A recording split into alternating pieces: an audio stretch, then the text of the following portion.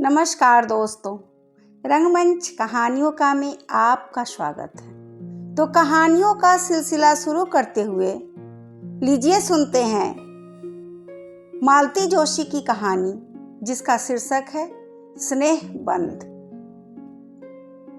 माँ, ये है मीतू, मैत्रेयी। ध्रुव ने परिचय करवाया तो देखती ही रह गई। कटे बाल के नीचे एक छोटा सा चेहरा, वह भी आधा गॉगल से ढका हुआ। नेवी ब्लू रंग की जींस के ऊपर चटक पीले रंग का पुलोवर, उस पर बने हुए केबल्स इतने प्यारे कि कोई और होता तो पास बिठाकर पहले डिजाइन उतार लेती, बाकी बातें बाद में होती। पर यह मीतू थी, मैत्रेयी। अपनी सारी प्रतिक्रिया मन में ही समेटकर मैंने सहज स्वर में कहा, ड्राइंग रूम में चलकर बैठो तुम लोग, मैं पापा को बुला लाऊं। बच्चों के पापा हसमेबामुल बगिया में इजी चेयर में लेटे अखबार पढ़ रहे थे। 4 पन्नों का अखबार है, लेकिन पढ़ने में सुबह से शाम कर देंगे। अपनी सारी खींच उन पर उड़ेलते हुए मैंने कहा, बहुरानी आई है, चलकर मुआयना कर लीजिए। बहुरानी, उन्होंने चौंक कर कहा, फिर चश्मा उतार कर मुझे सीधे देखते हुए बोले, बहुरानी आई है तो तुम्हारा स्वर इतना तल्ख क्यों है? 1-2 नहीं, साथ रहते पूरे 28 साल हो गए हैं। मेरे स्वर का एक एक उतार चढ़ाव उन्हें कंठस्थ हो गया है। फिर भी मैंने कोई जवाब नहीं दिया और चाय बनाने के बहाने रसोई में चली गई। आधा पौने घंटे के बाद जब चाय नाश्ता सजाकर बाहर ले गई, उस समय ड्राइंग रूम कहकहों से गुलजार था। इस बीच शायद शिव भी कॉलेज से लौट आया था और उसी के किसी चुटकुले पर सब के सब लोग ठहाके लगा रहे थे। मुझे देखते ही शिव ने आगे बढ़कर ट्रे थाम ली। ध्रुव ने मेज से सारा कबार हटाकर जगह बनाई। पानी का जग और चटनी की शीशी अंदर छूट गई थी। ट्रे रखकर शिव दौड़कर दोनों चीजें ले आया। सब कुछ एकदम स्वाभाविक ढंग से हो ही रहा था। जब से सविता ससुराल गई है, बच्चे इसी तरह माँ का हाथ बटा लेते हैं। पर पता नहीं क्यों आज मुझे यह सब अच्छा नहीं लगा। थोड़ा तो सब्र किया होता इन लोगों ने। मैं भी तो देखती मीतू नाम की यह लड़की कितना अदब कायदा जानती है। घर की बहू बनकर आ रही है, यह तो हुआ नहीं कि खुद चलकर किचन तक आती, झूठ मूठ ही सही मदद के लिए पूछती, बस लाट साहब की तरह बाहर बैठी रही। लड़के बेचारे बैरों की तरह दौड़ धूप कर रहे हैं। नाश्ते के लिए गरम समोसे बना लिए थे, सूजी के लड्डू और घर का बना चिवड़ा भी साथ था। जनता ने नाश्ते का सरंजाम देखा और खुश हो गई। हाय माँ, आपने यह सब घर पर बनाया है? मीता ने किलक कर बोली। मैं तो बिलीव नहीं कर सकती, रोज इतना रिच नाश्ता देती हैं आप, तभी आपके दोनों सुपुत्र गोटूमल हो रहे हैं। हमें नजर मत लगाओ, ध्रुव ने टोका। माँ की जीवन भर की साधना है हमारे पीछे। जानती हैं मीता जी, शिव ने कृत्रिम गंभीरता ओढ़ कर कहा, माँ ने हमको खिला पिलाकर ऐसा तैयार कर दिया है कि अब कैसी ही कर्कश बीवी मिले हम निपट लेंगे, मैदान छोड़कर भागेंगे नहीं। कमरा एक बार फिर हंसी में डूब गया। मुझे लेकिन बड़ा ताव आ रहा था। मेरे बच्चों को मोटूमल कहने का हक इसे किसने दे दिया? अभी तो घर में आई भी नहीं और रोब झाड़ने लगी। वाह, यह भी कोई बात हुई? तुम्हारे माँ बाप ने तुम्हें नहीं खिलाया तो हम क्या करें? तुम अपने राज में डबल रोटी खिला खिला कर उसे दुबला कर लेना, बस। चलूं माँ? मैंने अपनी तंद्रा से चौंक कर देखा। सब लोग उठ खड़े हो गए थे। मीता नमस्ते कर रही थी। गेट तक छोड़कर हम लोग लौट आए। ध्रुव उसे घर तक छोड़ने चला गया। पहली बार आई थी। बच्चों के पापा घर में आते ही शुरू हो गए, जिस को तो तुम नेक बांटती फिरती हो, उसे यूं ही खाली हाथ भेज दिया। मैंने कोई जवाब नहीं दिया। खाली प्लेट प्याले समेट कर रसोई में चली आई। पहली बार आई थी तो क्या करे, रीति रिवाजों का ठेका क्या हमने ही ले रखा है? वह क्या एक बार झुककर पैर नहीं छू सकती थी? एकदम ही अंग्रेज बनी जा रही थी।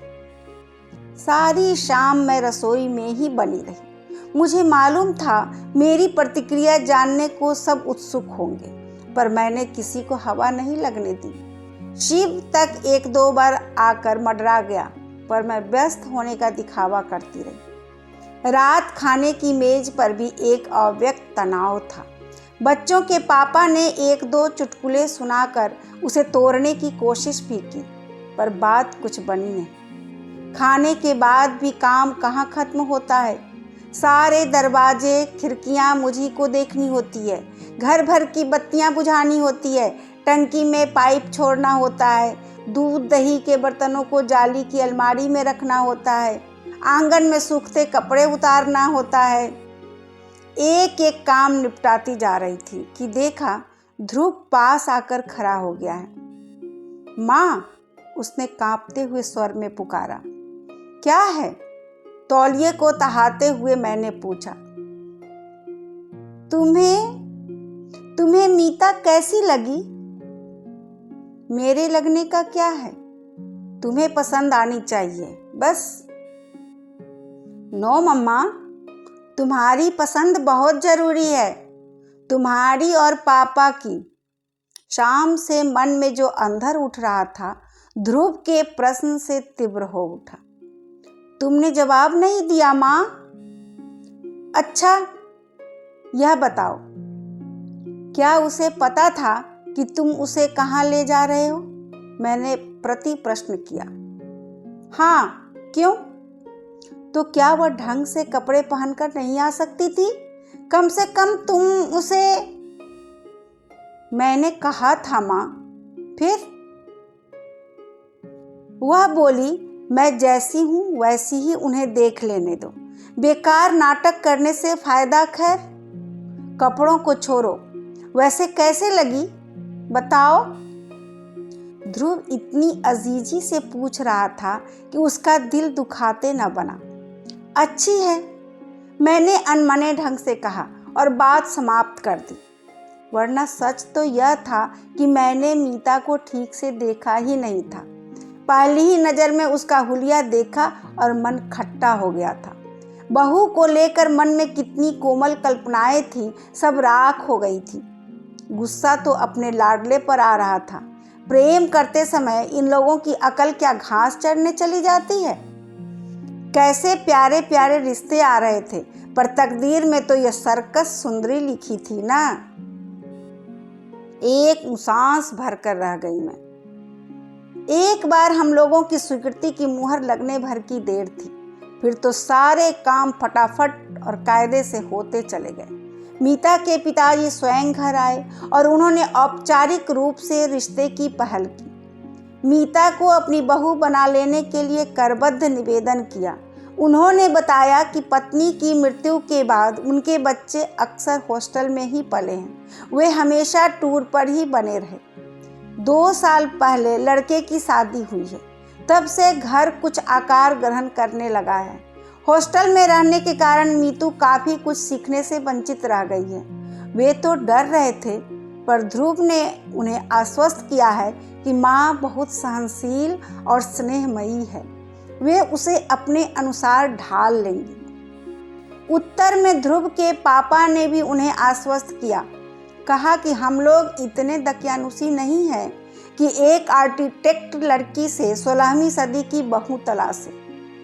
इस प्रकार बहुत ही सौजन्यपूर्ण वातावरण में परिचय का पहला दौर समाप्त हुआ। फिर धूमधाम से सगाई हुई। दोनों पक्षों ने जी खोलकर खर्च किया।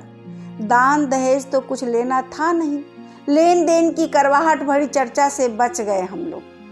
फिर भी मैंने सबकी नज़र बचाकर समधी जी के हाथ में एक लिस्ट थमा दी थी। पहले बेटे की शादी थी, नाते रिश्तेदारों के नेक तो मिलने ही चाहिए थे।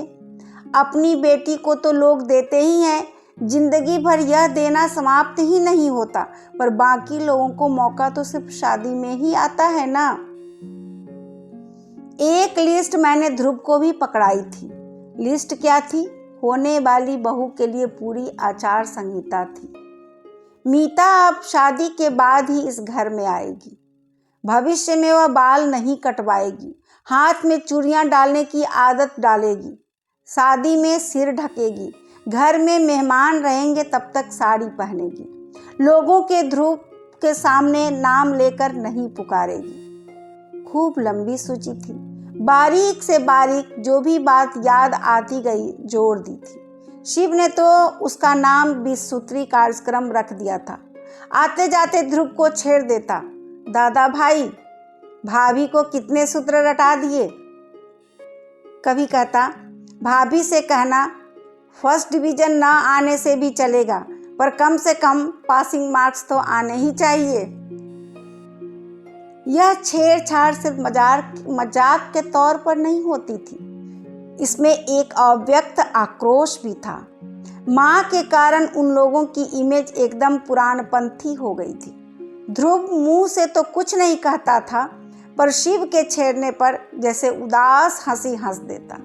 उससे यह स्पष्ट हो जाता था। आखिर एक दिन मैंने कह ही दिया, देखो शिव, ये मजाक उड़ाने वाली बात नहीं है।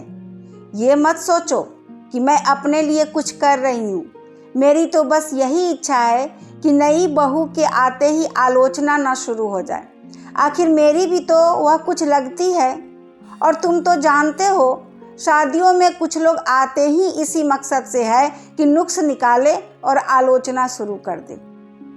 बच्चे इसके बाद चुप हो गए थे। वैसे मैंने एकदम गलत भी नहीं कहा था। शादी में सचमुच कुछ लोग मीन मेख निकालने के लिए ही आते हैं। नई नवेली दुल्हनों को सबसे ज़्यादा आलोचना झेलनी पड़ती है। झूठ क्यों बोलूं? खुद ही मैं कई बार इस अभियान में सम्मिलित हुई हूँ। दोनों ओर के परिवारों में अब तक जितनी बहुएं आई हैं, सबके लिए मेरे पास कहने के लिए कुछ न कुछ है। सुरेश की बहू रसोई तक में चप्पलें पहनकर घूमती है। महेश की बहू 9 बजे से पहले बिस्तर नहीं छोड़ती। राजन की बहू रसोई में झांकती तक नहीं। आलोक की बहू 24 घंटे उसके नाम का जप करती रहती है। जेठ ससुर तक का उसे होश नहीं रहता। निखिल की बहू तो और भी 30 मार खा है। जहाँ पति को 4 लोगों के बीच हंसते बोलते देखेगी, बच्चे को लद से लाकर गोद में पटक देगी। उस पर तुर्रा यह कि कोई मेरी अकेली का नहीं है जो दिन भर मैं ही लादे फिरूं।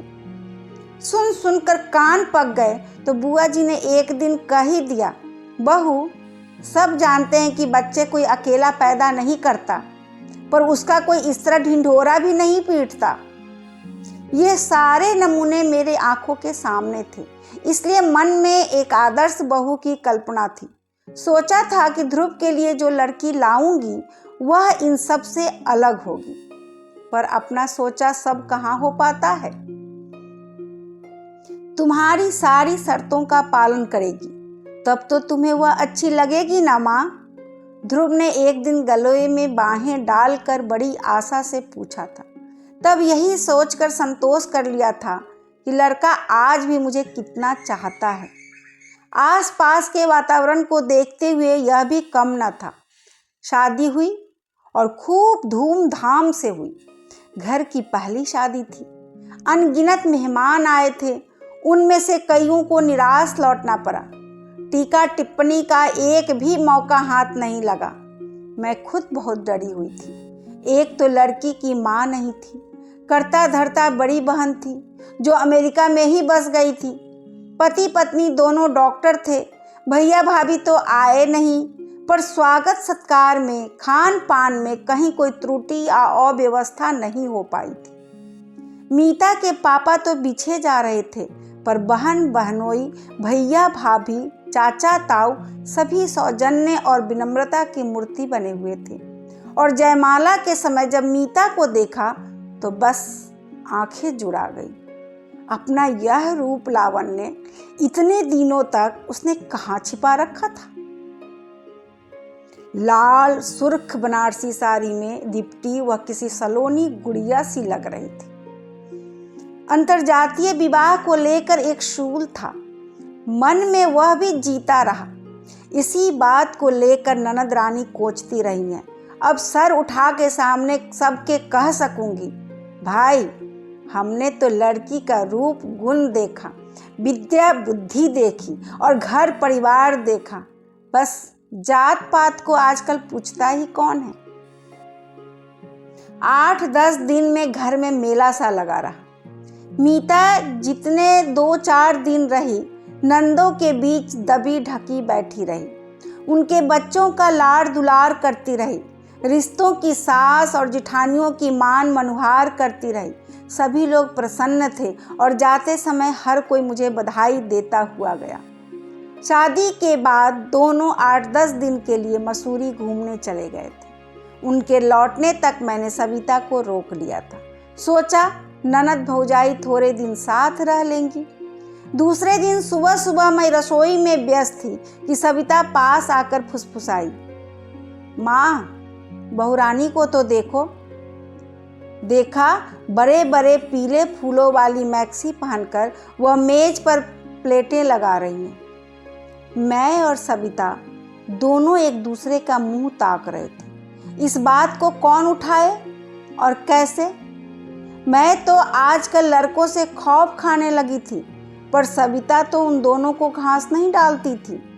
दनदनाती हुई बाहर चली गई और बोली, मीता रानी आज ये कौन सी ड्रेस निकाल ली? घर की ड्रेस है दीदी। फिर सविता की प्रश्नार्थक दृष्टि को समझते हुए बोली, माँ का ऑर्डर था कि मेहमानों के सामने साड़ी पहननी होगी, इसलिए इतने दिन पहनती रही, पर इतना बंधा बंधा लगता है उसमें, तो हमें मेहमानों में नहीं गिनती तुम? आप तो घर की है दीदी है अपनी। और कोई वक्त होता तो मैं इसी बात पर निहाल हो जाती, पर इस समय समस्या जरा नाजुक थी। मैंने आगे बढ़कर कहा, बेटे घर में जब तब कोई आ निकलता है और लोग अक्सर तुम्हें देखने के लिए ही आते हैं, पर माँ साड़ी पहनकर जरा भी कंफर्टेबल नहीं लगता। काम तो कर ही नहीं सकती मैं, बस गुड़िया की तरह सजने संवरने के ही दिन है। काम करने की तो जिंदगी पर ही है, और अभी तो मैं बैठी हूँ। ठीक है, लेकिन माँ ऑफिस में तो साड़ी पहनकर जाना जरूरी नहीं है ना? मुझसे तो गाड़ी चलाते नहीं बनेगी। गाड़ी का मतलब लूना, ये भी एक शूल था मन में। शादी के सामने के साथ लूना देखकर मेरी भाभी फिच से हंस दी थी। वाह ध्रुव जी, सीधेपन की हद कर दी आपने। आजकल बजाज सुपर से नीचे कोई बात नहीं करता, आप कम से कम। मामी जी, ध्रुव बात काट कर बोला, यह मेरी नहीं, मीता की गाड़ी है। मेरे पास तो अपनी प्रिया है। मीता ने पापा से कहा था कि जेवर चाहे ना दे, पर एक गाड़ी जरूर दे। यानी सब कुछ अपने आप ही तय हो गया था। मन इतना खट्टा हो गया था, स्कूटर ही ले लेते तो क्या हो जाता? प्रिया शिव के काम आ जाती। स्कूटर पर तो दोनों ही जा सकते थे, तब ये पहनने ओढ़ने का झंझट भी ना खड़ा होता। दफ्तर सलवार कमीज पहनकर जाया करना, मैंने फैसला सुना दिया। लेकिन बहू घर में आती है तो समस्या सिर्फ पहनने ओढ़ने की ही नहीं रहती। उसका घर भर में उन्मुक्त होकर घूमना, खिलखिलाना, दिन भर ध्रुव डार्लिंग की रट लगाना, शिव से छीना झपटी करना, भूख लगने पर नाश्ते के डिब्बे टटोलना, बात बात पर गले में झूल जाना, सब कुछ आंखों में खटकने लगता। बच्चों के पापा तक को उसने नहीं बख्शा था। सुबह वे पेपर पढ़ते तो उनकी कुर्सी के हत्थे पर बैठकर ही पूरा पेपर पढ़ जाती। घर में रहती तब तक उनके आसपास मंडराया करती, पापा का जाप किए जाती, उन्हें इसरार कर कर के खाना खिलाती, दवाई समय पर ना लेने के लिए डांटती। शाम को लौटती तो चाय का कप हाथ में लेकर सीधे बगिया में पहुंच जाती और छोटे से पीढ़े पर बैठकर उनसे बतियाती रहती। उस समय तो सचमुच मेरा खून जल जाता। घर में तो जो चल रहा था ठीक ही था, बाहर इसका प्रदर्शन करने की क्या जरूरत थी। आसपास के घरों में कई जोड़ी आंखें इस समय खिड़कियों पर टंग जाती थी। हैरत तो यह तब थी बच्चों को, उनके पापा को यह सब सहज स्वाभाविक लगता था। उनके माथे पर शिकन तक न आती थी। उस दिन तो हद ही हो गई। रोज की तरह हम लोग दोपहर की चाय ले रहे थे कि मीता आंधी की तरह घर में घुस आई। अरे आज इतनी जल्दी? पहले आप लोग आंखें बंद कीजिए प्लीज। क्या बात है? पहले आंखें बंद। और हमारे पलक झपकाते ही उसने दोनों के गले में एक एक फूल माला डाल दी और तालियां बजाते हुए किलकने लगी, many happy returns of the day. अरे बात क्या है? मैंने कहना चाहा और एकदम मुझे याद आ गया, आज 12 दिसंबर थी, हमारी शादी की सालगिरह। दूसरी बातों में इतनी खो गई थी कि इसकी याद ही ना आई थी। मेरा चेहरा देखते ही मेरे गले में झूल गई। पकड़ी गई ना? आप लोगों ने सोचा होगा चुप्पी लग जाएंगे तो सस्ते में छूट जाएंगे। ऐसा नहीं होगा पापा जी, 3-4 करकते नोट तैयार रखिए, हम लोगों की नीयत आज अच्छी नहीं है। तुम्हें कैसे पता चला बेटे? हमें तो याद ही नहीं रहा था, इन्होंने गदगद होते हुए पूछा। लंच के समय ध्रुव की डायरी उलट पलट रही थी, तब नजर पड़ी। उसकी तो ऐसी खबर ली है मैंने, इतनी इम्पोर्टेंट चीज भूल गया। ध्रुव है कहाँ? मैंने पूछा। शिव को लेने कॉलेज गया है। हमने तड़ी मारी है तो उसने पढ़ने थोड़े ही देंगे। आज तो हंगामा होगा, हंगामा। थोड़ी देर में वे दोनों भी आ गए। फिर तीनों ने मिलकर हम दोनों की आरती उतारी, पैर छुए और उपहार भी दिए। मेरे लिए प्योर सिल्क की साड़ी और पापा के लिए पुलोवर। उसी समय दोनों चीजों का उद्घाटन करना पड़ा। फिर अमेरिका से उपहार में मिले कैमरे से घर पर रंगीन तस्वीरें खींची गई। फिर सब लोग फेमस स्टूडियो गए। वहाँ एक ग्रुप फोटो के लिए मीता पारंपरिक बहू की वेशभूषा में सजी थी और मेरे पीछे खूब अच्छे से सिर ढक कर खड़ी थी। शिव बार बार उसे छेड़ रहा था। फर्स्ट शो हम लोगों ने अंगूर देखी, फिर डेब्यू डायमंड में खाना खाया, क्वालिटी में आइसक्रीम और बनारसी पान वाले के यहाँ का पान खाकर लौटे तो रात के 11 बज रहे थे। बेतरह थक गई थी मैं, पर यह थकान भी कितनी मीठी थी। बाप रे, थक गई मैं तो। इन लोगों ने सचमुच एक हंगामा कर डाला। अब इतनी उछल कूद के लायक थोड़े ही रह गए हैं हम।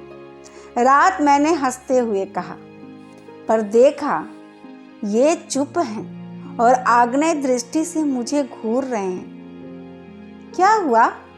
मैंने घबरा कर पूछा। वह लड़की बेचारी माँ माँ कहकर मरी जाती है और तुम? क्यों? मैंने क्या किया है? मैंने खींच कर कहा। मन में छाई खुशी भाप बनकर उड़ने लगी थी। मुझसे क्या पूछती हो? अपने आप से पूछो कि तुमने क्या नहीं किया है। वह बेचारी बिना माँ की लड़की, बिना माँ की है तो मैं क्या करूं? मैं एकदम फट पड़ी। शाम ममता का एक सोता फूट पड़ा था, अंतस में वह जमने लगा था। बिना माँ की है तो मैं क्या करूं? यह तो बताइए, गोद में लेकर घूमूं या लोरी गा कर सुनाऊं? उन्होंने जवाब नहीं दिया और करवट बदल कर लेट गए। इतना गुस्सा आया।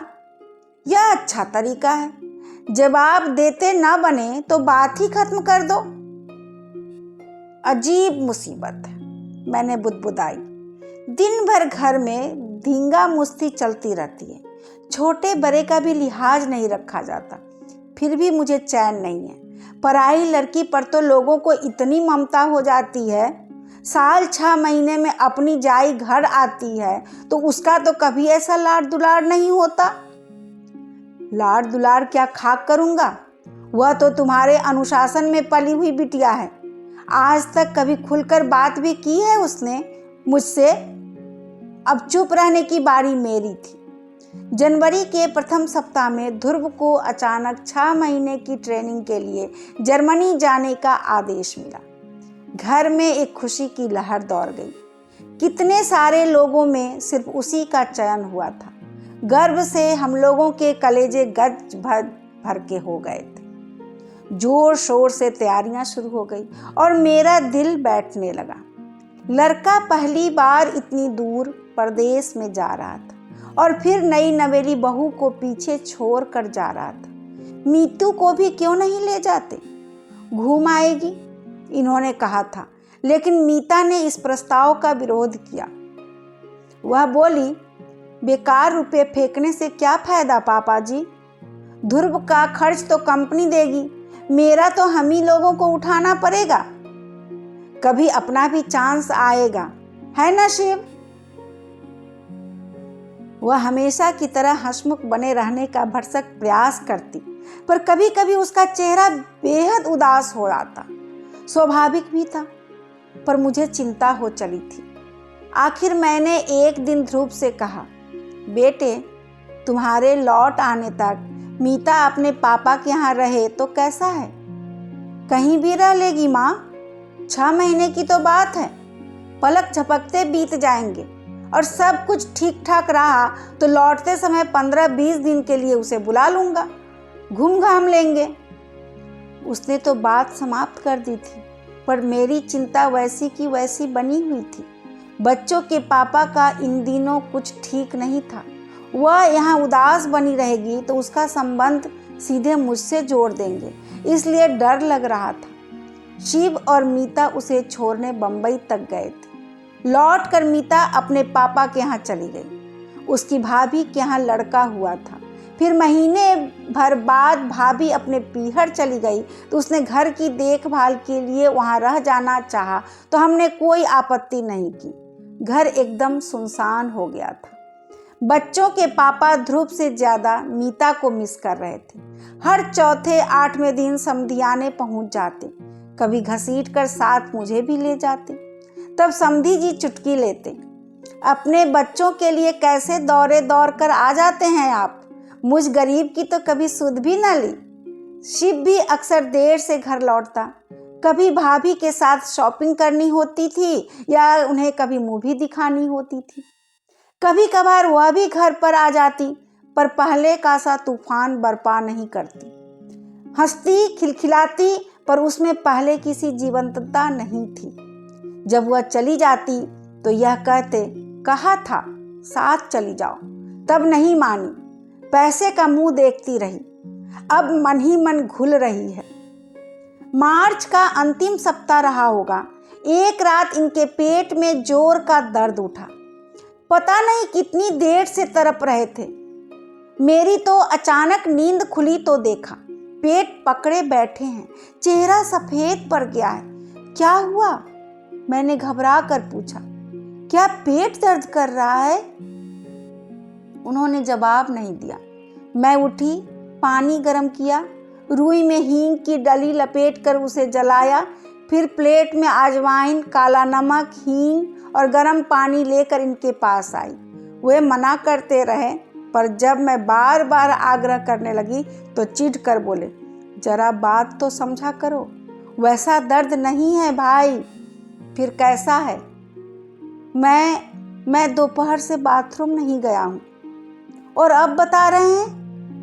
मैं फटी फटी आंखों से उन्हें देखती रह गई। शिव के पेपर्स चल रहे थे, पढ़कर शायद अभी अभी सोया था, पर उसे जगाना पड़ा। उतनी रात जाकर वह डॉक्टर शुक्ला को लिवा लाया। उन्होंने मुआयना किया और पूछा, ये तकलीफ कब से है आपको? जी 15-20 दिन से थोड़ा कष्ट हो रहा था। इतना ताव आया मुझे, इतने दिनों तक चुप बने रहने में क्या तुक थी। शिव बोला, माँ, यह समय गुस्सा करने का नहीं है, बाद में निपट लेना, पहले इन्हें संभालो। राम राम करके वह रात बीती। सुबह भर्ती होना ही पड़ा। प्रोस्टेट की शिकायत थी, ऑपरेशन जरूरी था। इन्होंने पहले ही अपने आदेश सुना दिए, प्राइवेट नर्सिंग होम नहीं जाएंगे, सरकारी अस्पताल में भी प्राइवेट वार्ड नहीं लेंगे, जनरल में रहेंगे।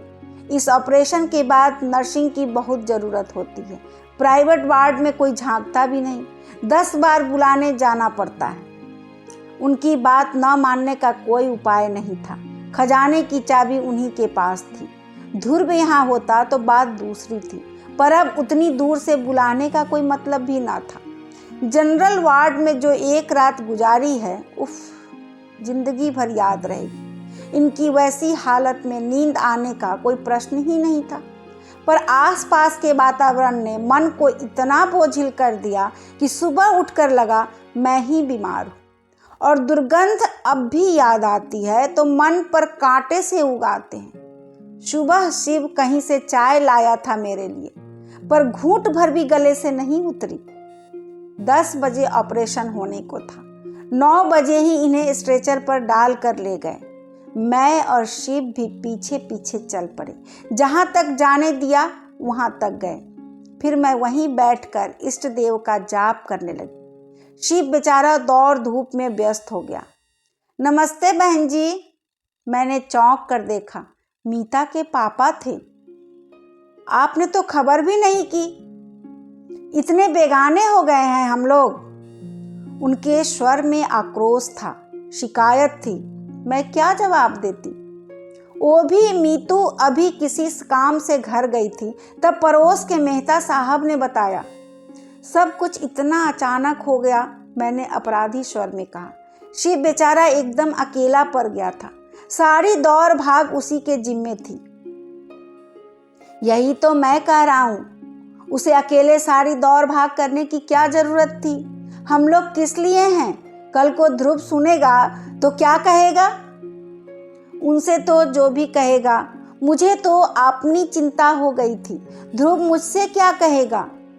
इन पर इतना ताव आ रहा था, दर्द से तड़प रहे थे, पर मजाल है जो बटुए की पकड़ जरा सी ढीली हो जाए। जनरल वार्ड में रहेंगे, वहाँ नर्सिंग अच्छी होती है। इतने बड़े आदमी को उस नरक में ले जाऊंगी तो कैसा लगेगा? अपनी इस दुश्चिंता में यह पूछना भी याद न रहा कि मीता कहाँ है। 11:30 बजे उन्हें थिएटर के पास वाले कमरे में ला कर रखा गया। ऐसे हट्टे कट्टे हंसते बोलते व्यक्ति को इस तरह असहाय अवस्था में देखकर मेरी तो रुलाई फट पड़ी। मीता के भाई नरेश मुझे सहारा देकर बाहर ले आए और वापस बेंच पर बिठा दिया।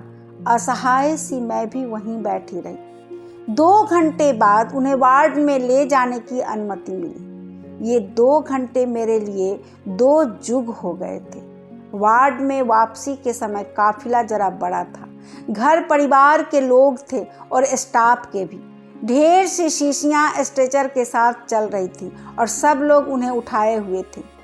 माँ, तुम सीढ़ियों से आ जाओ, लिफ्ट में तुम्हें परेशानी होगी, शिव ने कहा तो मैं सीढ़ियों की ओर मुड़ गई। हाँफती हाँफती ऊपर पहुंची। तब तक स्ट्रेचर शायद वार्ड में पहुंच चुका था, क्योंकि गलियारे में उसका कहीं पता नहीं था। मैं वार्ड तक पहुंची ही थी कि नरेश जी की आवाज़ आई, माँ जी इधर आइए। उनके पीछे चलती हुई मैं गलियारे के छोर तक पहुंची। डीलक्स रूम का दरवाज़ा खुला और खाली स्ट्रेचर थामे लोग बाहर निकले। यह कमरा? मैंने अस्फुट स्वर में कहा। भाभी ने बुक करवाया है।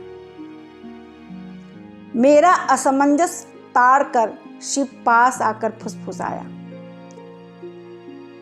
ये उसके बस की ही बात थी जी। उसके पापा गर्व से बता रहे थे। सुपरिटेंडेंट से जाकर भिड़ गई। खरे खरे रूम अलॉट करवा लिया। बहुत लड़ाकू है यह लड़की। मैंने मीता की ओर देखा। वह चुपचाप इनके पलंग के पास खड़ी थी। तिनका भी नहीं उठाती, नरेश बोले, और यहाँ आई है तब से सफाई में जुटी है। 3 बार तो घर के चक्कर लगा आई है। ये सास जी को खुश करने के फार्मूले हैं, समधी जी ने स्नेह रिक्त स्वर में कहा। कमरा सचमुच धुला पूछा चमक रहा था। दोनों पलंगों पर घर की साफ चादरें और तकिए रखे हुए थे। टेबल पर सफेद टेबल क्लॉथ था। अलमारी में कागज बिछे हुए थे, उसमें मेरे और इनके कुछ कपड़े तहा कर रखे हुए थे। चाय, शक्कर, कप, प्लेटें, माचिस, कुछ भी नहीं भूली थी वह। बाथरूम में बाल्टी, मग, तौलिया, चौकी सब व्यवस्थित ढंग से सजा हुआ था। थोड़ी देर में स्टोव की घरघराहट शुरू हो गई। देखा, मीता चाय बना रही थी। माँ, चाय पी लीजिए। थोड़ी देर में वह मेरे सामने खड़ी थी। कमरे में आने के बाद से उसने पहली बार बात की थी और उसका स्वर अत्यंत सपाट था। चाय यहाँ? मैंने एक बेमतलब सा जुमला उठाया। तो कहाँ पिएंगी? क्या पापा को इस हालत में छोड़कर आप घर जाएंगी? उसकी बात में तर्क था, पर उससे भी ज्यादा वजनदार उसकी आवाज थी। मैंने चुपचाप प्याला ओठों से लगा लिया। मेरे चाय लेते ही सबने जैसे राहत महसूस की, क्योंकि सभी थके हुए थे। बहुत बेमन से प्याला उठाया था मैंने, पर सच कहूं तो पीने के बाद जी एकदम हल्का हो गया। सुबह से सिर भारी हो गया था, वह भी थोड़ा उतर गया। 5 बजे के करीब उन्हें कुछ होश आया। मीता उनके पास ही बैठी हुई थी। उसे देखकर उतनी पीड़ा में भी वे थोड़ा सा मुस्कुरा दिए। तब मुझे एहसास हुआ कि सचमुच उनकी यंत्रणा बहुत भीषण रही होगी। नहीं तो क्या ऑपरेशन से पहले एक बार भी अपनी लाडली बहू को याद न करते? पापा, आप और भैया अब घर जाइए, मीता का फरमान छूटा। रात को मेरा और माँ का खाना लेकर भैया आएगा। आप सब सुबह आइएगा। मैं फल फूल खा लूंगी। मैंने हल्का सा प्रतिवाद किया। आपके लिए पक्का खाना बन जाएगा, उसने मेरी ओर बिना देखे जवाब दिया। वैसे बहन जी, चाहे तो हमारे साथ घर चलकर। पापा प्लीज, उसने जैसे सारे विवाद को समाप्त करते हुए कहा और उन दोनों को जबरन घर रवाना किया। फिर शिव के साथ बैठकर उसने सारे पर्चे पढ़े और फिर शिव को दवाइयाँ लाने भेज दिया और खुद इनके पलंग के पास स्टूल खींचकर बैठ गई। दूसरे पलंग पर मैं चुपचाप पड़ी रही। बोलने की शक्ति ही नहीं रह गई थी। 2 रातों का जागरण था, थकान थी, तनाव था। कब झपकी लग गई पता ही नहीं चला। मीता ने खाने के लिए जगाया, तब जाकर आंख खुली।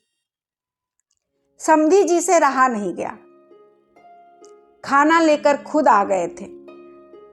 बदले में लाड़ों की फटकार भी सुननी पड़ी। वे शिव का भी खाना लाए थे, पर मीता ने उसे अस्पताल में खाने नहीं दिया। तुम पापा के साथ घर जाओगे और सुबह पेपर के बाद ही यहाँ आओगे, समझे? लेकिन भाभी, यहाँ वह मिमियाया, यहाँ की चिंता मत करे। यहाँ मैं हूं, माँ है, भैया है। शिव बहुत कुनकुनाया, पर आखिर उसे जाना ही पड़ा। उन लोगों को छोड़ने के लिए नरेश जी नीचे तक गए। मीता ने उनसे मेरे लिए पान मंगवाया। पान के बिना आज पूरा दिन हो गया था, पर मुझे याद ही नहीं आई थी। पर पता नहीं कैसे मीता जान गई थी कि खाने के बाद मुझे तलब जरूर आएगी। खाने के बाद उसने मेरा बिस्तर ठीक किया, फिर बाथरूम में जाकर सारी प्लेटें, गिलास धो डाले। दूध एक बार फिर गर्म किया और सोने की तैयारी करने लगे। भैया 12 बजे तक मैं एक झपकी ले लूं, फिर ड्यूटी पर आ जाऊंगी, फिर चाहे आप पूरी रात सोए रहना, उसने कहा और आराम कुर्सी में हाथ का तकिया बनाकर लेट गई। नरेश जी पलंग के पास एक कुर्सी खींचकर बैठ गए। मेरे आराम में जरा भी खलल न डालते हुए दोनों भाई बहन नाइट ड्यूटी निभाने को तत्पर थे। मुझे कैसा तो लगा, मीता, मैंने स्नेहसिक्त स्वर में आवाज दी। भैया आराम कुर्सी में लेट जाएंगे, तू इधर पलंग पर आ जाना, दिन भर खड़ी की खड़ी है। पता नहीं मेरी आवाज में कुछ था या उसने प्रतिवाद नहीं करना चाहा। वह चुपचाप मेरे पास आकर लेट गई। आप सोने लगे तो मुझे जगा लीजिएगा भैया, उसने कहा और आंखें मूंद ली। नरेश जी आराम कुर्सी पलंग के पास खिसकाकर उसमें लेट गए। कमरे में एक अजीब सी शांति छा गई। मैंने मीता की ओर देखा। पता नहीं क्यों उसे देखकर मुझे सविता की याद हो आई। 2 बच्चों की माँ हो गई है, पर अब भी कभी कभी उस पर बचपन सवार हो जाता है। माँ के पास लेटने का मोह हो जाता है। उन क्षणों में वह एकदम नन्ही छवि सी बन जाती है। मेरे पास लेटी यह नन्ही सी लड़की, इसका भी तो कभी कभी मन होता होगा। तब किसके आंचल में मुंह छिपाती होगी? बड़ी बहन है, वह 7 समंदर पार इतनी दूर है। भाभी तो खुद ही लड़की है अभी। वह मेरी ओर पीठ करके लेटी थी, निस्पंद। सलवार सूट उतार कर उसने नाइटी पहन ली थी। उसमें वह एकदम बच्ची सी लग रही थी। दिन भर किसी उग्र तेज से दप दप करता उसका चेहरा अब एकदम निरीह निष्पाप शिशु का सा लग रहा था। ममता का एक ज्वर सा उठा मन में। एकदम उसे अंक में भर लेने की इच्छा हुई, पर संकोच से मैं बस उसकी पीठ पर, बालों पर हाथ फेरती रही। वह मेरे वात्सल्य के उद्रेक से अनजान वैसी ही निस्पंद पड़ी रही। अचानक मेरी अंगुलियां उसकी पलकों को छू गई। वे गीली थी। क्या हुआ बेटे? मैंने प्यार से पूछा। वह कुछ नहीं बोली, बस जैसे रुलाई रोकने के लिए होठ सख्ती के से भींच लिए। अपने पापा जी के लिए परेशान हो? पर डॉक्टर साहब तो कह रहे थे वे एकदम ठीक है, ऑपरेशन बहुत अच्छा हुआ है, बस 1-2 दिन में उठकर बैठ जाएंगे, यही कह रहे थे ना? कहते कहते मैं भी शंकाकुल हो उठी। वह एकदम पलटी, कुछ क्षण मुझे देखती रही, फिर मेरी छाती में मुंह छुपाकर सुबकते हुए बोली, पहले यह बताइए आपने हमें खबर क्यों नहीं की? पापा जी इतने बीमार हो गए और किसी को मेरी याद भी ना आई। यही तो, अपने आप को कटघरे में खड़ा करके मैं बार बार पूछ रही थी, मुझे उसकी याद क्यों ना आई? अपनी बिटिया को कैसे भूल गई थी मैं? अभी आप सुन रहे थे मालती जोशी की कहानी स्नेहबंध। यदि आपको ये कहानी अच्छी लगे तो आप मेरे चैनल को लाइक करें, सब्सक्राइब करें तथा अपने साहित्य प्रेमी दोस्तों के साथ अवश्य शेयर करें। सपोर्ट के लिए धन्यवाद।